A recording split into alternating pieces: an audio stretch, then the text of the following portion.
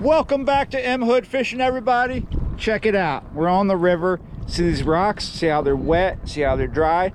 This is from two things. This is from wakes from ships and the tide going out. The tide is out right now. So this is an Anchorage that I live really close to. Real close to where we're going to fish. It's so low that it's mud, and you can't get in that. It's not like a beach. It's not strong enough to hold anybody's weight. You're gonna sink right in it. River is really low right now, and we're just in the very beginning of fall. We're starting to feel it here. 60-degree weather at night, sometimes high 50s. It got to 80-something degrees. It's kind of nice out here, but soon it's gonna cool off. I think it's gonna be buggy tonight too. I wanted to come over here for a quick sunset bite, but I didn't want to have to deal with that because I knew the tide was out. So you come a little further down, and that's why I chose that spot, because just a little further down from where I might always usually fish on the other side of this laydown, just a little further down. Not so much do I have to deal with bringing a big tank through that kind of stuff. I'm gonna come through here so I don't have to walk back on rocks. A lot of us guys that fish a lot, we'll get really thoughtful about where we're going to fish, especially when you're fishing a tidal river. This is the Mississippi River. It's so far down river that it's very tidal, and when it's low, yeah, you're gonna have a lot of spots where if you don't think about it, you're gonna show up and it's gonna be all this soft mud in front of you, and it's going to present some difficulties if you choose to fish that spot. But if you're thoughtful about it, you can figure out where to go according to what the tide is doing and where the river is at level wise. But it also takes experience. You got to go through those hard times where you try to fish with 20 feet of soft mud that you're gonna sink down past your butt cheeks in if you try to get in. Here at this spot, I'm going to target catfish, but I'm also going to just kind of search for something else. But first, let's talk about how we're going to do the catfish. We're going to start out with a really small bait just to start, to kind of feel it out, see what's here. Small bit of skipjack there. Not just a small bit of bait, but also a small hook. Not too small, mind you. It's a 6 octopus style hook. Well, it's not an octopus style hook. It is an octopus hook. I got so used to saying octopus style when I was dealing with octopus style circle hooks, which are kind of a hybrid between the two different styles. However, this is a straight up octopus hook on a straight up steel leader, because I have a curiosity, I have a suspicion. Are the bull sharks still here?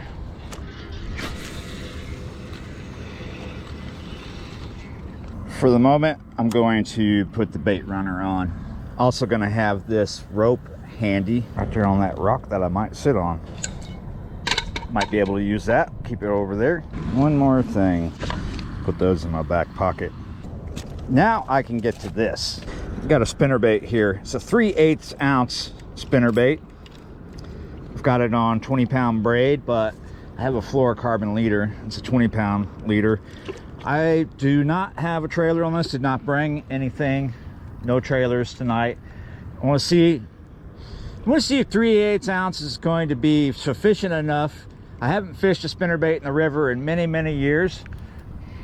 So we're not just testing to see what spinnerbait weight is going to work best for me. There is an off chance that we could get a largemouth off these rocks or a striper. Throwing against the wind a little bit though to throw upriver.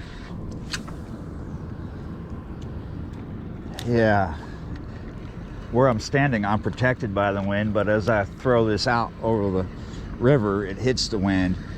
Could probably put a lighter spinnerbait on for this spot. There's not a lot of current right now. It's actually working out fine, but might be able to get away with an even lighter one. There are some places where I could go do this and a 1/2 ounce might even work. But like I said, even though you can't hear wind coming over my mic, you can look at the river and see there is some wind on it.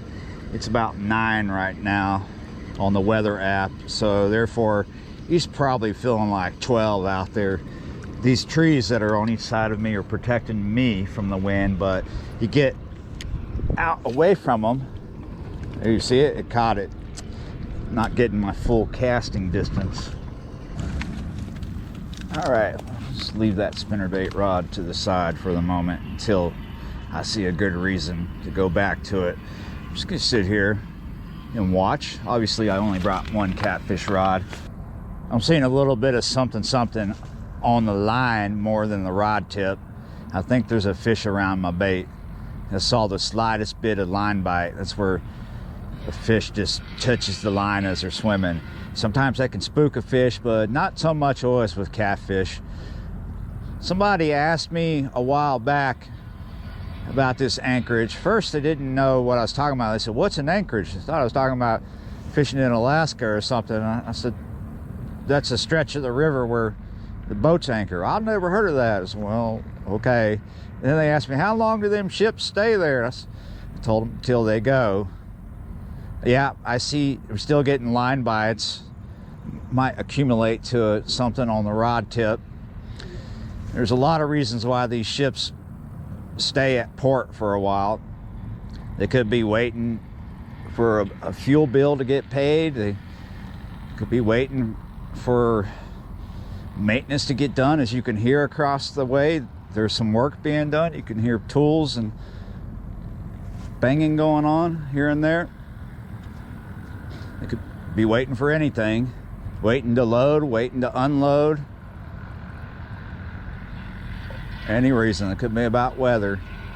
A lot of times it's about fuel. They're waiting for a fuel bill to get paid or waiting to get fueled. It can take a long time for some of these ships to get fueled up, and it costs a lot of money. I'm still seeing that line bite. Sometimes these ships get stuck at port because there's a claim made against them because a bill hasn't been paid, and that ship will pretty much get arrested, if you will, and stuck here till that bill gets paid. It could even get impounded.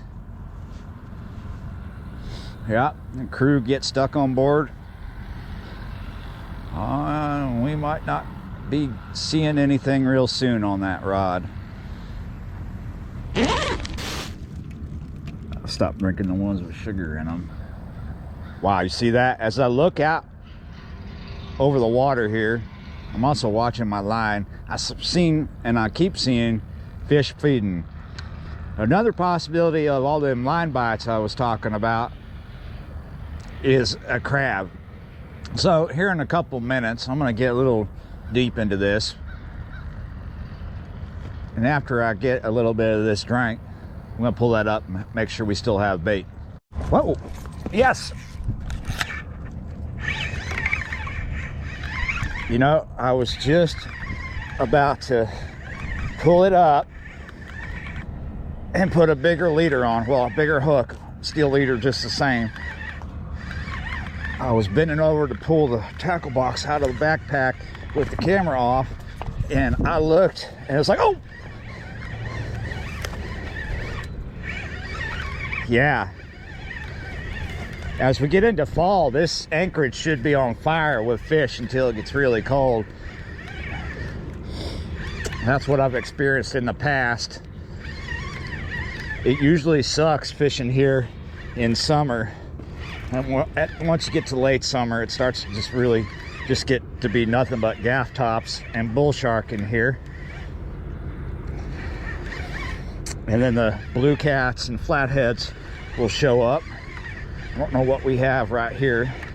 I think this is a gaff top, but a fish is a fish. Yes, sir. That was a nice hit. That's actually a nice looking gaff top. Look how thick he is. Not the biggest I've ever caught, but definitely a nice looking one. Not only are you nice looking, you're lucky, because I'm letting you go. You see that? It's not super deep here, but at least that mud is not exposed. We got maybe about 6 inches for 3 feet, and it just gets deeper from as we go out to the river.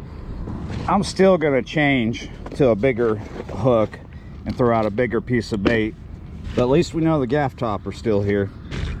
So if the gaff topper's still here, chances are the bull shark are. It'd be kind of nice to get a bull shark this afternoon. Nice to get a big blue cat, but we might not be there yet. We might need some really brutal cold fronts to come down. This is an 8/0. Here we go. Bigger bait, bigger hook.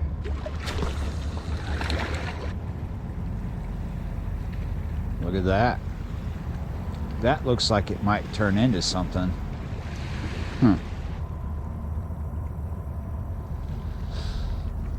Okay. I think something's been swimming with this and picked up the bait. We've got a hook up here. This does not feel like a gar though. Honestly, it feels like a catfish, probably a sail cat again. Gaff top. Maybe.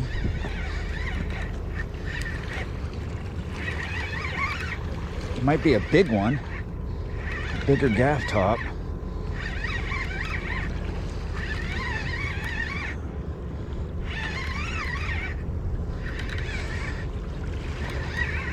Putting up a good struggle right here, a good fight.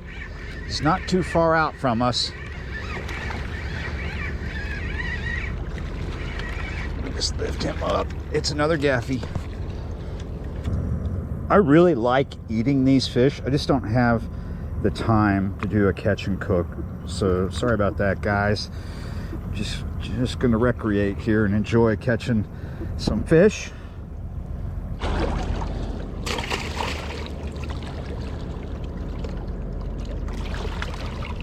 There you go, you got it. Unfortunately, guys, that's all the time I have this afternoon. As time goes on, this spot will just get better and better as we proceed through fall. But for the moment, thanks for watching, liking, sharing, and subscribing, and I will see you next time.